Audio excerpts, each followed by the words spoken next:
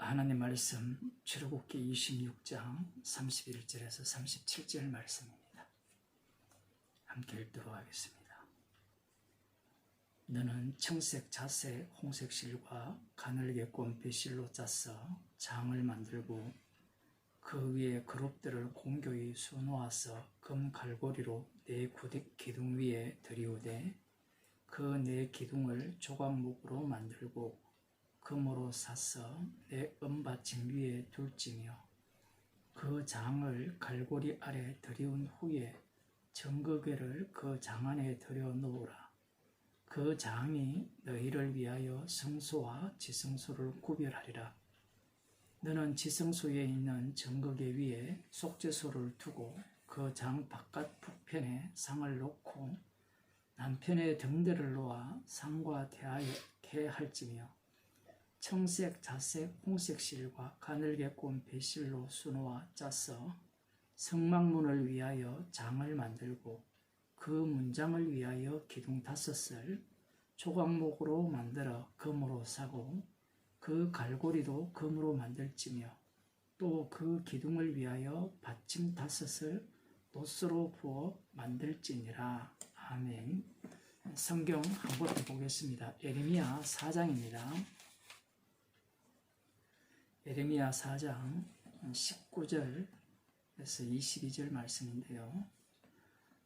슬프다 아프다 내 마음속이 아프고 내 마음이 답답하여 잠잠할 수 없으니 이는 나의 심령 내가 나팔 소리와 전쟁의 경보를 들음이로다. 패망이 연속하여 온 땅이 탈취를 당하니 나의 천막은 호련히 파멸되며 나의 휘장은 잠시간에 열파되도다. 여기까지만 보겠습니다. 분명히 이스라엘은 언약궤 성막을 위해서 만들어진 이스라엘이죠. 그런데 예레미야 4장을 보게 되면 솔로몬이 지은 성전이 순식간에 파괴되는 그러한 말씀을 하고 계십니다. 그러면 이 성전이 왜 순식간에 파괴되는가? 그 이유는 앞서 그 3장, 4장 그 앞부분의 본문들을 보게 되면 이 남유다 백성들이 우상 숭배를 했기 때문입니다. 그런데 좀 이상한 대목은 지금 이 예언을 하고 있는 예레미야 선지자가 활동하던 이 시기가 요시야 왕 시대입니다. 요시야 왕이라고 하면 이 개혁이라는 대명사를 갖고 있죠. 요시야 왕이 8세에 왕위에 올랐습니다. 8세의 왕위에 올랐는데 이 요시야 왕이 이 유다 땅을 얼마나 철저하게 하나님께로 돌아오게 하는가를 이 역대하 34장을 보면 잘 나타내고 있습니다.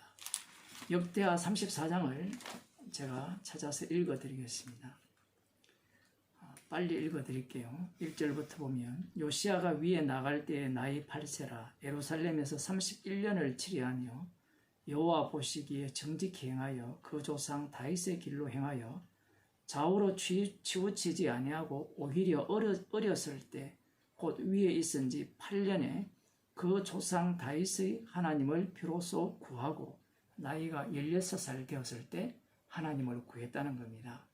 다윗의 하나님을 구하고 그 12년에 유다와 예루살렘을 비로소 정결케 하여 12년이니까 8세 때, 20세 때죠. 20살 때 예루살렘을 비로소 정결케 하여 그 산당과 아세라 목상들과 아로새긴 우상들과 부어 만든 우상들을 제하여 버리며 무리가 왕의 앞에서 바알들의 단을 회파하였으며 왕이 또 그 단 위에 높이 달린 태양상들을 찍고 또 아세라 목상들과 아로새긴 우상들과 부어 만든 우상들을 빻아 가루를 만들어 거기 제사전 자들의 무덤에 뿌리고 제사장들의 뼈를 단 위에서 불살라 유다와 예루살렘을 정결케 하였으며. 놀랍죠? 요시아가 왕위에 오른 지 12년, 20살 때 지금 그 예루살렘과 온 유다를 정결케 했다라는 겁니다. 내용을 들여다보면 예루살렘이 완벽하게 그 우상의 동네임을 알 수 있죠. 이 모든 것들을 철저하게 제거했다. 그 말씀을 함과 동시에 이 당시에 이 요시야 왕이 그 국제 정세에 따라서 주께서 그렇게 하셨습니다. 아수르가 약화되었을 때 북이스라엘 지역까지도 점령을 했어요. 점령하고 난 뒤에 어떤 일을 했는가 하면 6절에 보면 또 므낫세와 에브라임과 시므온과 납달리까지 사면 황폐한 성읍들에도 그렇게 행하여 단들을 회파하며 아세라 목상들과 아루색인 우상들을 빻아 가루를 만들며 온 이스라엘 땅에 있는 모든 태양신을 찍고 예루살렘으로 돌아왔더라. 남유다부터 북이스라엘까지 우상들을 완전히 제거했습니다. 그리고 그 8절에 보면 요시야가 위에 있은 지 18년에 그 땅과 전을 정결케 하기를 마쳤다라고 하죠. 그 땅과 성전을 정결케 하기를 마쳤다라는 겁니다. 언제? 18년에. 그런데 에레미야 선지자가 언제 활동했는가 하면요. 요시야가 왕위에 오른 지 13년에 활동을 했어요. 그리고 방금 우리가 읽은 에레미야 그 4장은 언제 이 예언을 했는가 하면 요시야 왕 때 에레미야 선지자가 예언한 내용입니다. 뭔가 앞뒤가 맞지 않잖아요. 요시야 왕이 이 정도로 우상 숭배를 제거하고 심지어 북이스라엘까지 영토를 이렇게 되찾아서 그곳까지도 우상을 제거하고 깨끗게 했다라는 겁니다.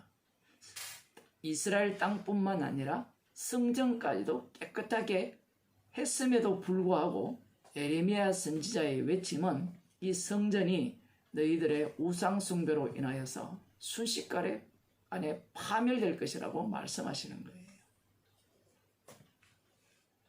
요시야 왕이 이 정도로 했다면 하나님께서 비록 이전에 히스기야 왕 때 말씀하신 대로 이 바벨론에 의해서 멸망당할 것이라는 것을 취소해 주셔야 되지 않는가라는 겁니다. 그리고 더더욱 이상한 것은 요시야 왕이 어떻게 죽는가 하면요.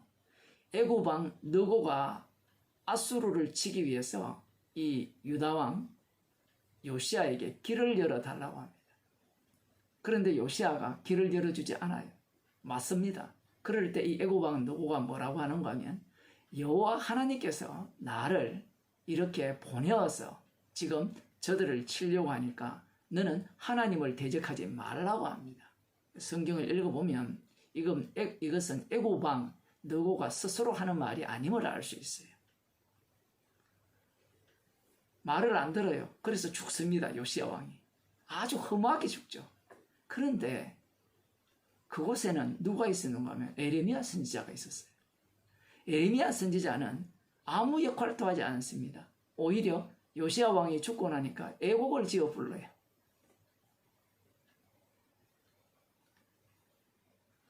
우리가 보기에는 납득이 안 되고 이해가 안 되는 하나님의 조치라는 거예요. 그 이유가 무엇인가 하면요. 이스라엘은 멸망당해야 되고 성전은 파괴당해야 됩니다.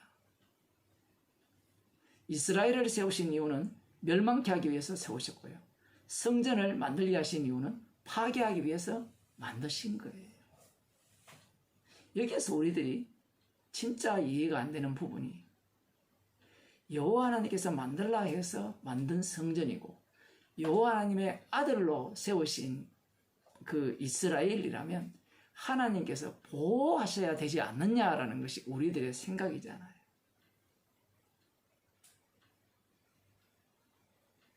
그런데 우리들의 생각과 하나님의 생각이 달라요. 성막은 형식적 성막인데 그 내용은 따로 있었던 겁니다. 성전 되신 분은 예수님이시죠. 예수님께서 하나님의 아들로서 이 땅에 오셨잖아요. 그러면 우리는 또 손들고 질문을 합니다. 예수님이 왜 십자가에 못 박혀 죽으셔야 됩니까? 하나님의 아들이라면 그냥 죄 용서하고 구원하시면 되지 않습니까? 라는 질문을 하는 거거든요. 누가복음 15장에 보면 그 세리와 죄인들이 예수님의 말씀을 들으러 왔어요. 그러자 바리새인과 서기관들이 예수님을 조롱합니다. 어떻게 죄인과 함께 음식을 먹을 수 있는가?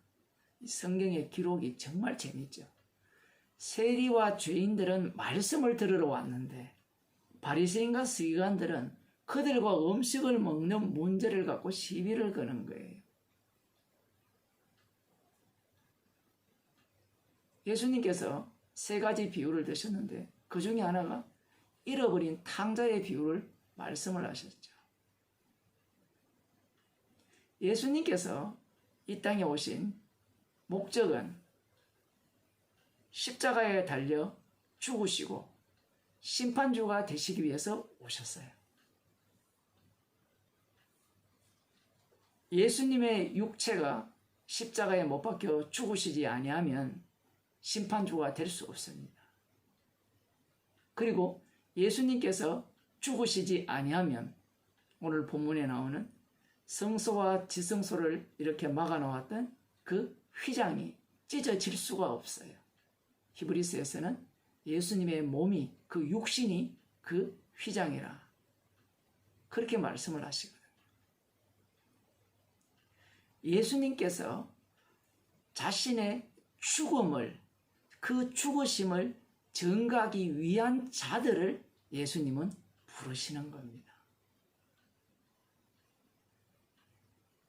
그러니 요시야 왕이 아무리 개혁을 하더라도 이스라엘은 멸망당해야 되고 성전은 파괴되어야 되는 거예요.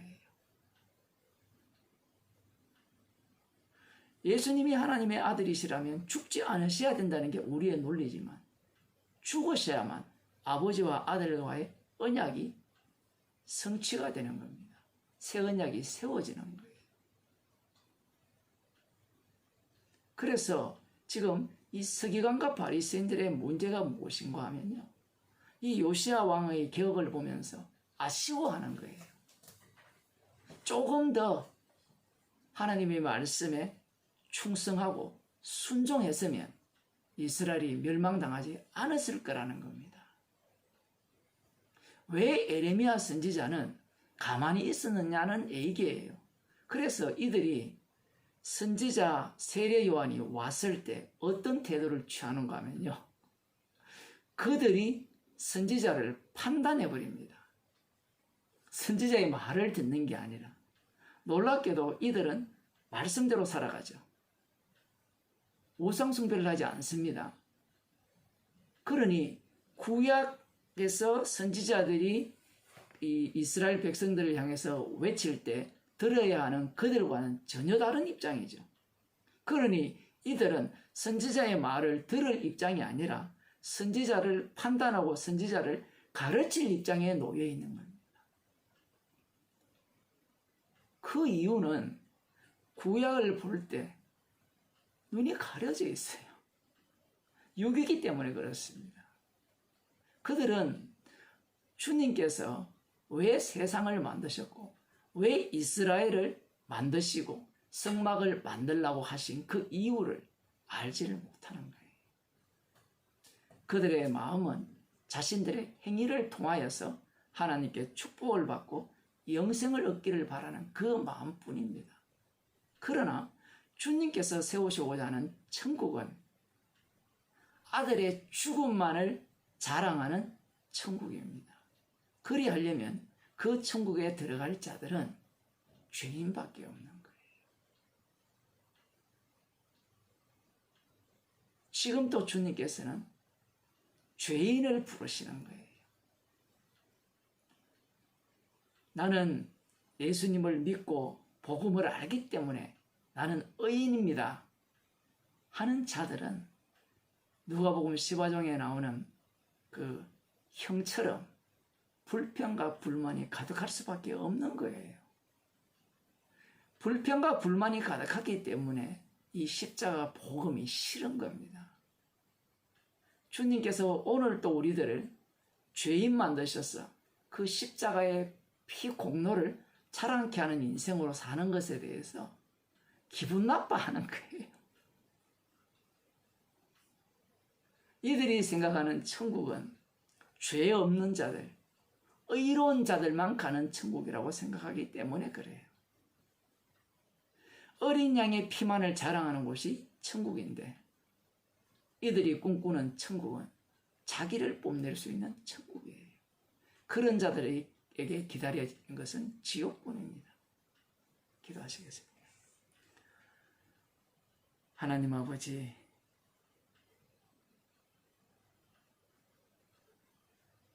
주님의 죽으심으로 우리의 인생을 사망에서 생명으로 옮기시고 천국 백성으로 삼으셔서 주님의 죽으심을 증거하는 증인으로 살게 하심을 감사드립니다.